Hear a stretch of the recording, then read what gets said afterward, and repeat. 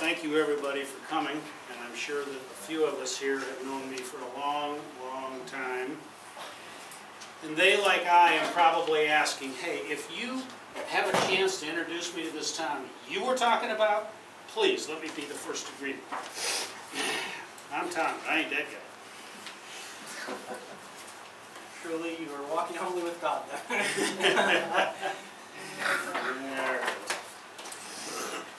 Let's pray. Let the words of my mouth and the meditation of my heart be acceptable in thy sight, O Lord, my strength and my Redeemer. As I started working on this message a few days ago, a song came to mind. It's a real old song. And it kind of played differently in my head, which music tends to do with me.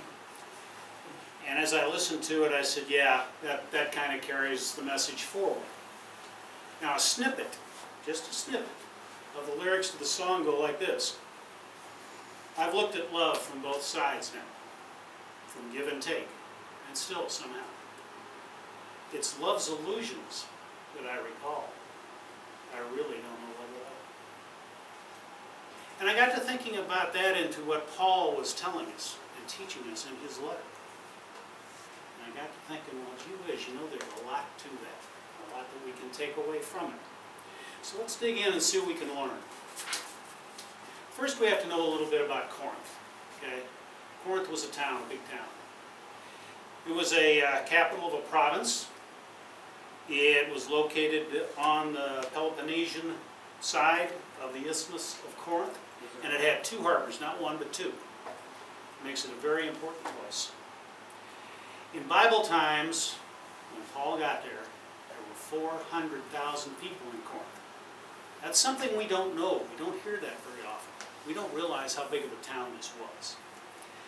There were Greeks, there were Jews, there were Italians, and there were other foreigners, all in a major culture clash right there in the streets of Corinth. It had at least 12 temples, now one of which we know.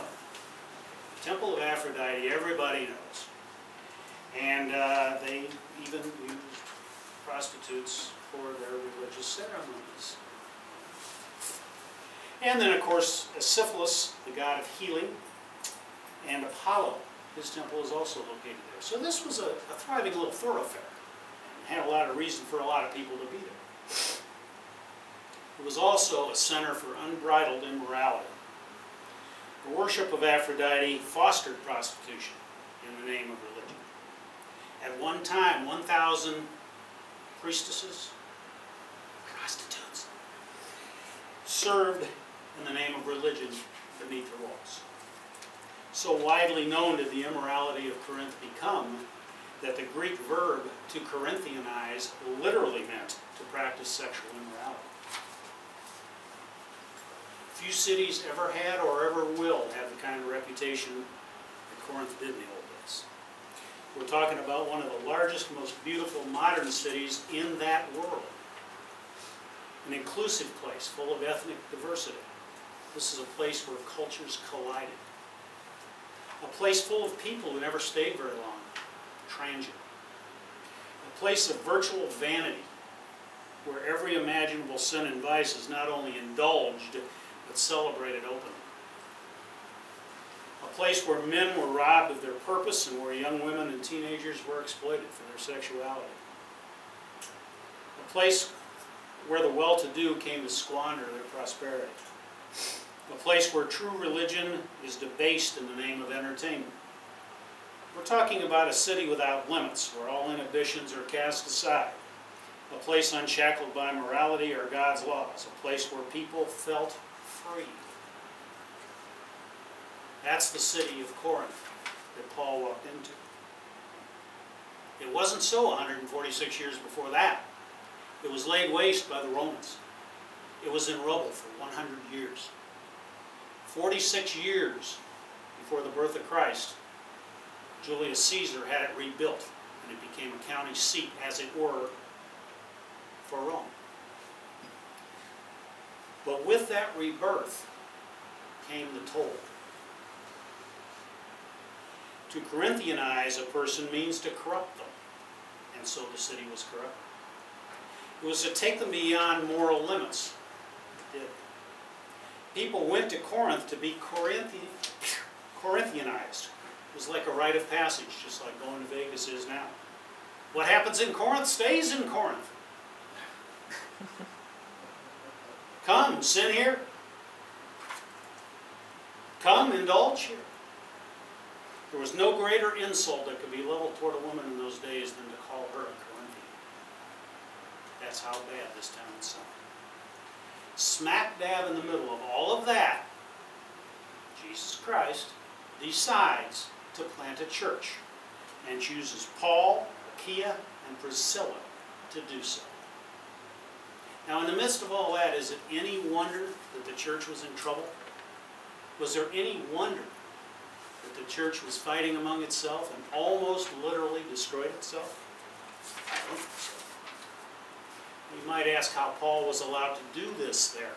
How was he allowed to preach this message in Corinth at that time?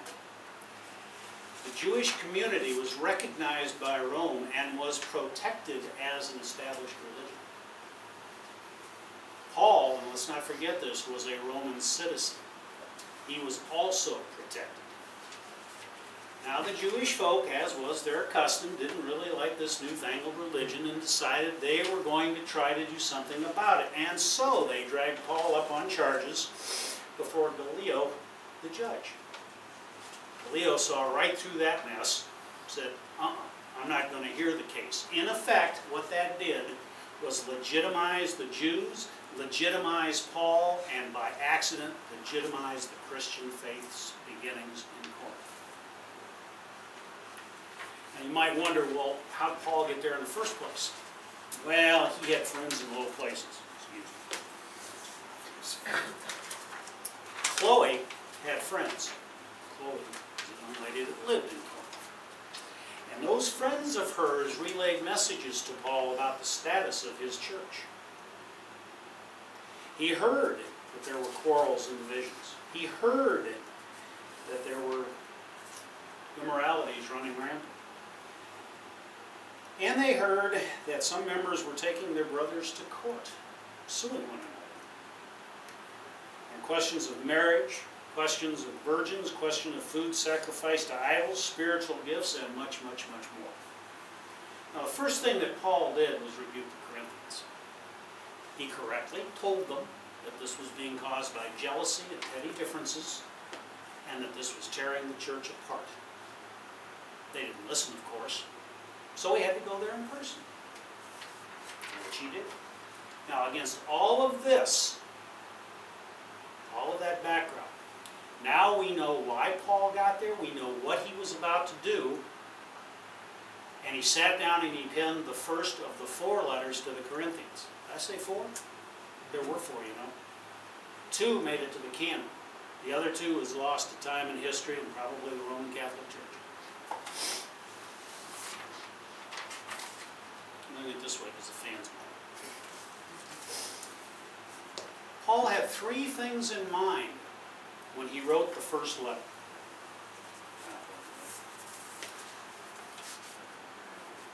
In the first letter, he had to instruct the Corinthian church leaders that they were called to be apostles, to be for Christ. They had to preach for Christ. They had to preach the message for Christ. What they did every day was for Christ. Then they were called to be holy. They weren't just there. They were there to set an example of how they should live. They were there to set an example of how God lives. And thirdly, they were called into fellowship. Okay, boys and girls, Jesus is here with you. Play nicely with Him. Let Him play nicely with you. And we will get this message put out together in fellowship. Now, with all of that being done, Paul noticed the one tangible item that was missing in all of this. And he decided to sit down and write and explain to the Corinthian church exactly what love is. It was missing. They were void of it. They were all too busily wrapped up within themselves. And so, like most of us do when we are faced with defining a situation or an object for ourselves, we ask 5 questions. Who, what, why, where, and when. And this is what Paul did. So let's figure it out. Well, who are we supposed to love? Well, everybody. God didn't set any limits. Why should we? Paul later asserts in Galatians, in chapter 3, verse 28, that once we get to the heavenly place, we don't have to worry about girls and boys and Jews and Christians and gays and straights and blacks and whites and all of this other stuff. Because they ain't there. We're there in a cellular being, but we are not there with all these anthropological markers that we love so dearly. All Paul was doing was parroting Jesus himself in Matthew 22, 36 to 40, where he says, love God, love your neighbor as yourself, and above all, on everything else, on these 2 things, everything else hangs. Excuse me. Just as Kenny preached about, 2 weeks ago. Just about.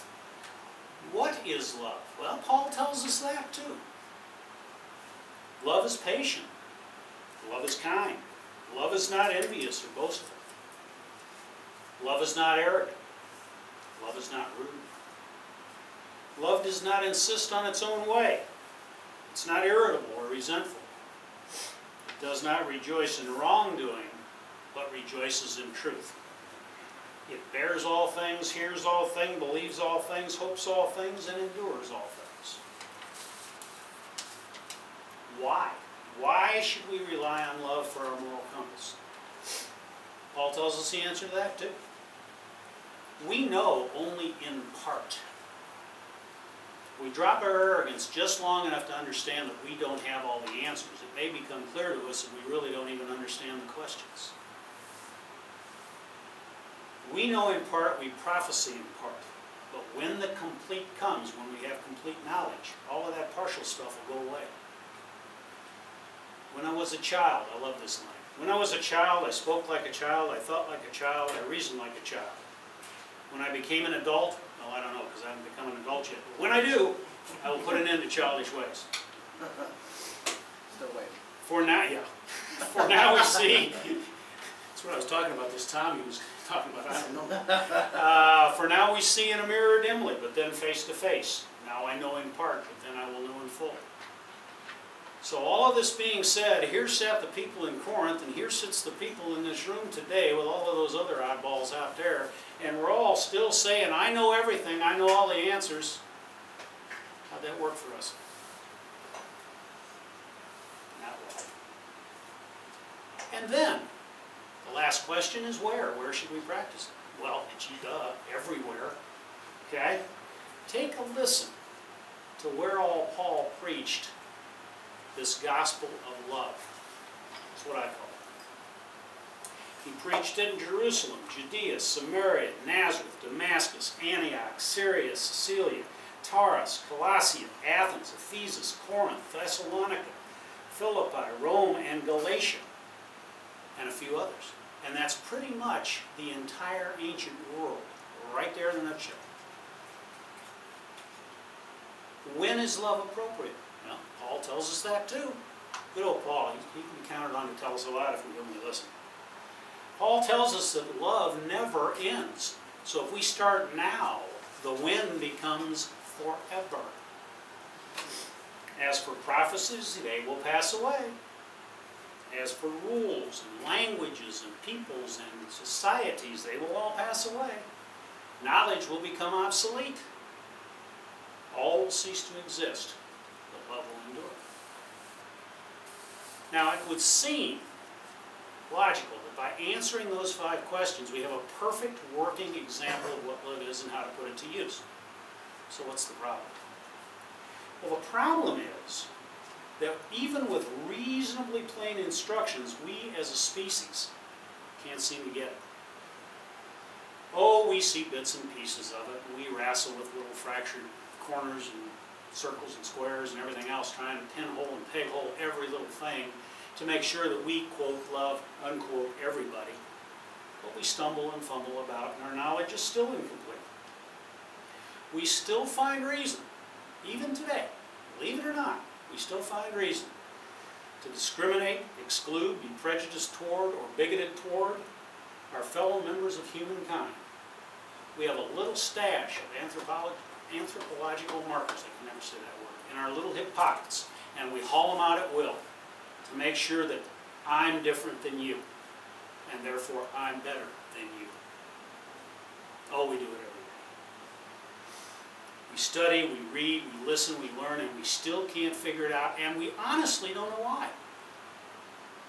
Well, Paul told us this too, but he did so subtly that most of us, myself included, missed this message for years. It's very simple, contained in one verse, which stands to reason that the whole Bible is predicated on it. It's not, but it stands to reason that it would be. For now we see in a mirror dimly, but then face to face. Now I know in part, then I shall know fully, even as I have been fully known. Folks, we don't have a clear picture. We don't know what love is. And we don't know what love is because it is just too enormous for our minds to grasp. We are way over our pay grade. It baffles our comprehension. We all have heard the story, I'm sure by now, of the 3 blind men that were asked to touch and then describe an elephant. Well, one said it's a thin, wispy rope. He had grabbed the tail. One said, no, it's more like a tree trunk. He grabbed a leg. The third one said, oh, no, it's a slithery snake. He had grabbed the trunk. But not one of these 3 men was able to describe in its enormity a reasonable description of the elephant. Only small parts. And for the most part, insignificant parts at that. Oh, we've got an idea, all right. We know just enough to know that Jesus got up there and gave his life for us. But now that he's done that, we sit here 2,000 some odd years later, and we're still trying to make sense out of it all and what it means. And it's because we only see a fraction. Well, they say we use 10% of our brains. Well, you guys use 10, I use 5 myself. That's another story. And so, Paul was made aware of the troubles in Corinth. We all know now a little bit more about Corinth than we did when we started.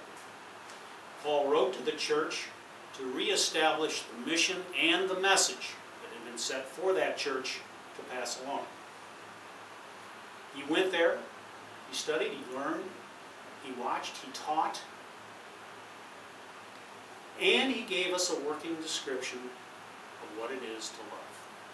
We haven't learned it yet, but we are doing a better job of it, I think, every day.